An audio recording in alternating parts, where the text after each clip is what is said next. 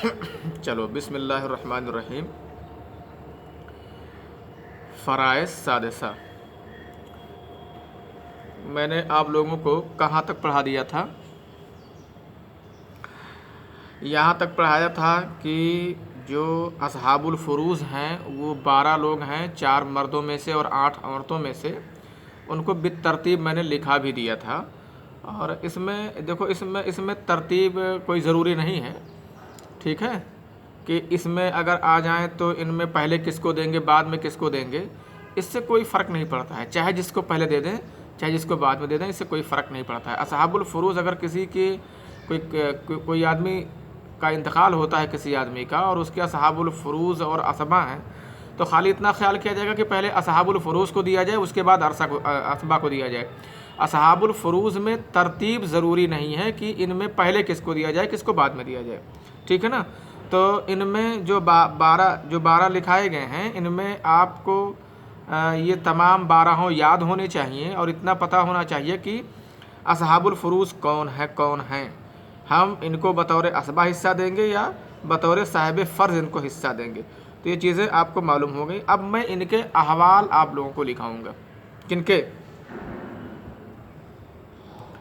हाँ, किस कंडीशन में, किस हालत में इनको कितना मिलेगा, क्योंकि असहाबुल फ़ुरूज़ वही होते हैं जिनका मुतय्यना हिस्सा है ना किताबुल्लाह में, उनका हिस्सा मुतय्यन है। और असबा बोलते हैं कि असहाबुल फ़ुरूज़ को बांटने के बाद जो माल बच जाए तो वो जो पूरा का पूरा माल ले ले उसको असबा बोलते हैं, ठीक। अब एक अलग बहस आएगी कि असबा में अगर कई लोग जमा हो जाएं तो उनमें किसको दिया जाएगा। तो उनमें उनमें उनमें एक तरतीब लिखाऊंगा, उस तरतीब से उनको देखा जाएगा कि पहले नंबर पे जो होगा, अगर वो नहीं है तो दूसरे वाले को देखा जाएगा, अगर वो नहीं तो तीसरे को देखा जाएगा।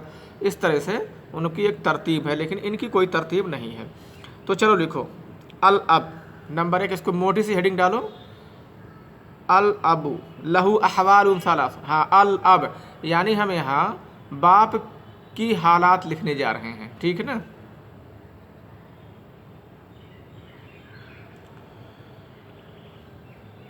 बाप की हालतें लिखो। लहू अहवाल सलासुन, इनकी 3 हालतें हैं। वैसे अहवाल तो मैं इनके अरबी में लिखाऊंगा, लेकिन आप लोग याद करने के लिए अपनी आसानी के लिए चाहेंगे तो नीचे या ब्रैकेट में कहीं शार्ट में मैं उर्दू में बोल दूंगा, उसको भी नोट कर लोगे, ठीक है, ताकि याद करने में आसानी हो। इनकी 3 हालतें हैं। देखो, नंबर 1 लिखो अल-फ़र्ज़ुल मुतलक़।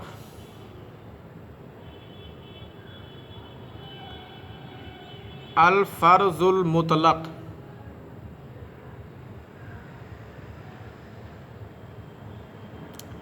व हुवा सुदुस।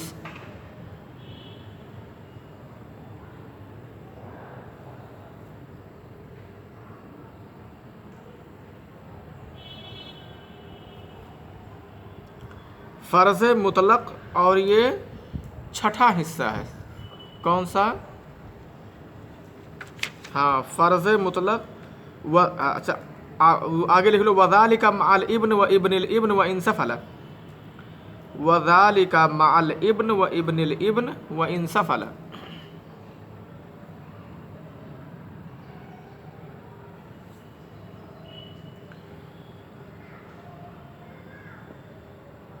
आप नीचे कहीं अपनी आसानी के लिए नोट कर सकते हैं, बेटे पोते की मौजूदगी में 1/6।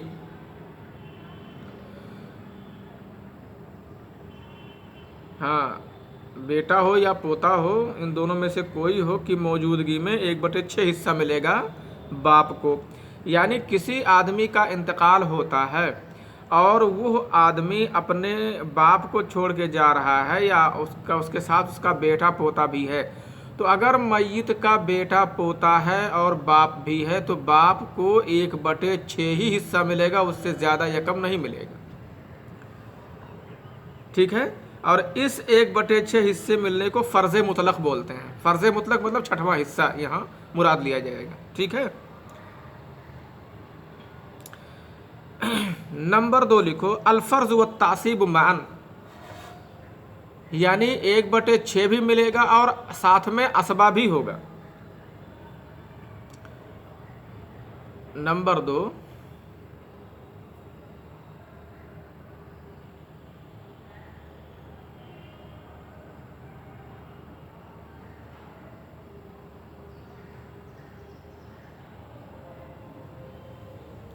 अल-फर्ज़ व तासीब मअन।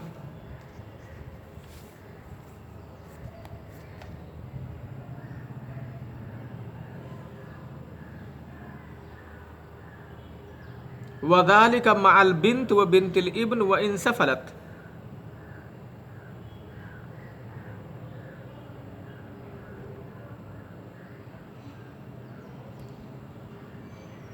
व बिन्तिल इब्नी व इन सफ़लत। ऐसे आप नीचे या ब्रैकेट में कहीं कोट कर सकते हो, बेटी या पोती की मौजूदगी में 1/6 और असबा।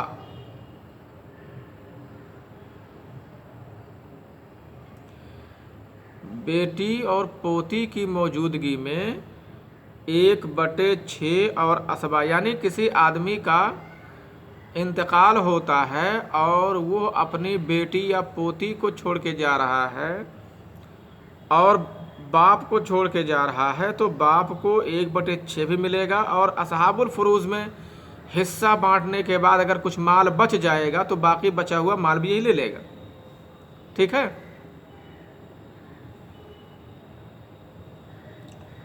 1/6 और असबा हो जाएगा ये। अच्छा, एक बात जान लो, अगर बेटा और बेटी दोनों छोड़ के जा रहा है तो बेटे का एतबार होगा, यानी कभी वारिस का एतबार किया जाएगा। नंबर 3 लिखो, अत-तासीबुल महज, यानी सिर्फ असबा होगा। वहाँ व बिन्तिल इब्न व इन सफ़लत, अगरचे वो पोती निचले दर्जे की हो, जिसे मान लीजिए बेटे की बेटी ये अव्वल दर्जे की पोती है, और अगर पोते की बेटी हो तो भी तो दादा के लिए पोती है कि नहीं है, लेकिन उसका दर्जा थोड़े से नीचा हो गया। उससे निचले दर्जे की पोती हो तो उसका दर्जा और थोड़ा सा नीचे हो गया है।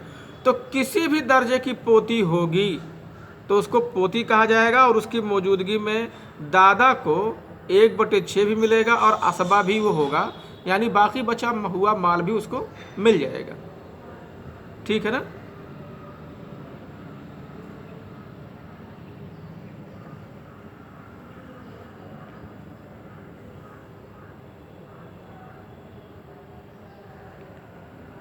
नंबर 3 में अत-तासीबुल महज,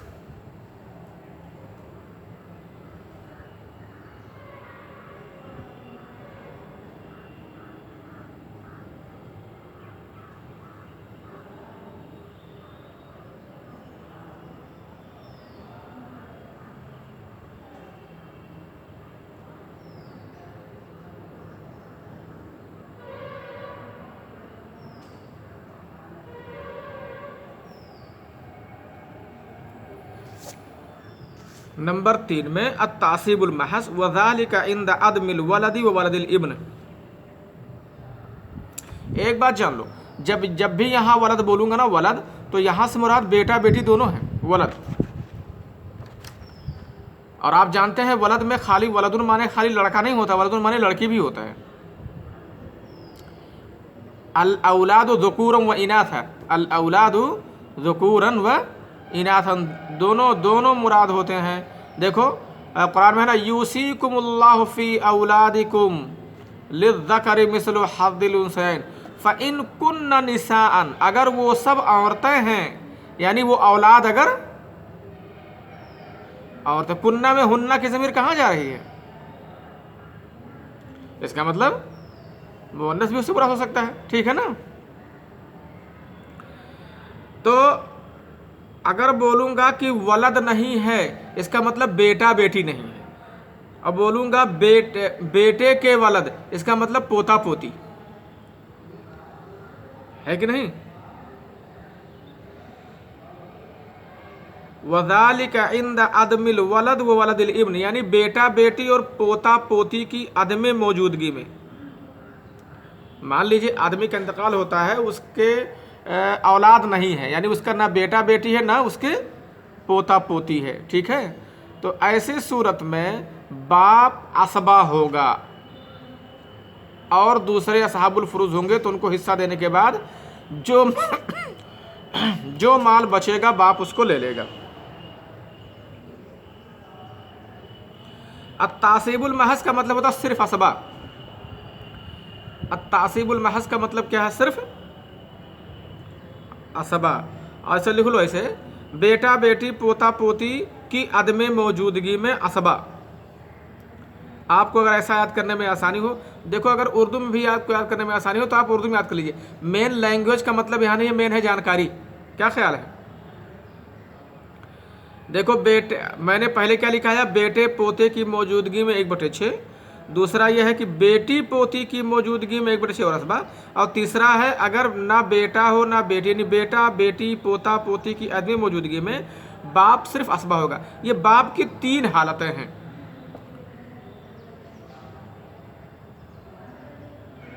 और दूसरे वारिस हों कि ना हो इससे कोई मतलब नहीं है, ठीक है। तो मैं बाप के अहवाल लिखा दे रहा हूं, इसको याद करके कल मुझे ईमानदारी से सुनाओ और इसे कम से कम 3-4 मरतबा। ये समझो कि मैथ के ये सूत्र हैं, फार्मूलाज हैं, ये सब सूत्र नहीं जानते हो? सूत्र, हाँ, जिस पर फार्मूले हल होते हैं यार। जैसे मान लीजिए आपको क्षेत्रफल का फार्मूला मालूम है, जो वृत्त है पाई आर स्क्वायर, अगर आप जानते हैं तो उसका आप क्षेत्रफल निकाल ले जाएंगे। लेकिन अगर आपको पाई आर स्क्वायर नहीं पता है उसका फार्मूला, या जो उसका व्यास निकालना है तो पाई गुणे व्यास, जो उसका क्या नाम परिधि निकालना है, अगर पाई गुणे व्यास आपको नहीं पता है तो आप उसकी परिधि नहीं निकाल पाओगे। लंबाई गुणे चौड़ाई नहीं पता है या भुजा वर्ग नहीं पता है तो आप आयत या वर्ग का क्षेत्रफल कतई नहीं निकाल सकते हो। क्या ख्याल है?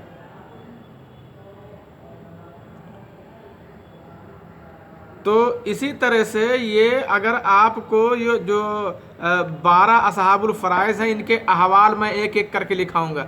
यही अहवाल अगर आप याद कर लो तो 90% आपको फ़राइज़ आ गया, आप फ़राइज़ समझ गए। और बाकी जो चीज़ें हैं इन्हीं बुनियादों पर चीज़ें आगे बढ़ेंगी। और अगर किसी को ये नहीं याद होंगी, इसमें मैं बहुत स्लो चलूँगा, बहुत धीरे धीरे याद करा के कई बार सुनूंगा ताकि ये फार्मूलाज पक्के हो जाएं, ठीक है। तो कल इसको याद कीजिएगा, आज याद कर लीजिए, कल मैं सुनूंगा। फिर दादा के अहवाल लिखाऊंगा। किसके? हाँ, फिर हाँ, दादा के हवाल। तो उसमें लिखूंगा खाली अलजद। क्या लिखूंगा? जब भी मोटी मोटी हेडिंग डालोगे, अल अब का मतलब अहवालुल अब, अलजद का मतलब अहवाल। अहवाल बार बार क्या लिखाऊं? खाली वही नाम लिखा देता हूं बस, ठीक है ना। अगर आपकी मर्जी चाहे तो आप अहवाल अभी लिख सकते हो, कोई हर्ज की बात नहीं है।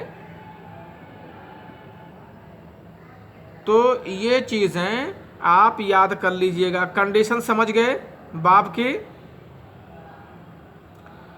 3 हालतें हैं। अगर कोई पूछे आपसे कि बाप की कितनी हालतें हैं, कौन कौन, तो आप यही सुना देंगे। आप अरबी में याद कर लो तब भी ठीक, उर्दू में याद कर लो तब भी ठीक, कोई हर्ज की बात नहीं है। बात वही सब लिखी हुई है, ठीक है। ठीक, अच्छा ठीक है सर, अस्सलाम वालेकुम।